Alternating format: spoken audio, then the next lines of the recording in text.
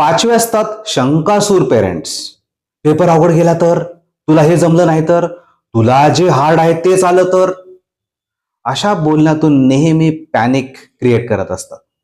पॅरेंट्सला वाटतं हे रियालिटी चेक आहे, याच्याने प्रिपरेशन वाढतं. मुलांना वाटतं मी फेल होऊ शकतो. खरंच अकल्पनीय परीक्षा झाली तर भविष्य किती कठीण असेल, किती प्रॉब्लेम होतील आणि एन्झायटी आणि टेन्शन वाढत जातं. पालकांनो, तुम्ही फक्त इतकंच म्हणा, बेटा परीक्षा इझी असू दे नाहीतर हार्ड, तू फक्त तुझं मॅक्सिमम कर, तुझ्याप्रमाणे बेस्ट कर, जसा रिझल्ट येईल तसा मार्ग काढू. हे ऐकून मुलं निश्चिंत होतात, त्यांचा कॉन्फिडन्स वाढतो. सहावे असतात सीसीटीव्ही पेरेंट्स. नेहमी छोट्या छोट्या मिस्टेक पाहून रिॲक्ट करणे, दिवसभर फॉल्ट फाइंडिंग चालू.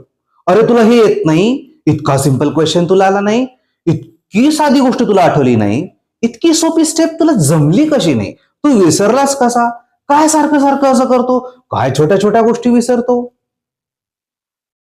यामुळे मुलांमध्ये परफॉर्मन्स फिअर आणि शेम तयार होऊन एन्झायटी वाढते. पालकांनो, जजमेंट आणि सपोर्ट यामधला फरक ओळखा.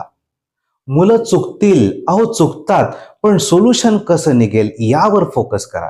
त्यांना इम्प्रूव्ह करण्यासाठी मार्ग शोधा आणि कोणत्याही वेळेला, कोणत्याही समस्येत तुम्हाला सपोर्ट करायला, तुमच्या मुलांना सपोर्ट करायला तुमच्या समोर तुमचा काउन्सिलिंगवाला म्हणजे मी तुमच्या समोर आहेच.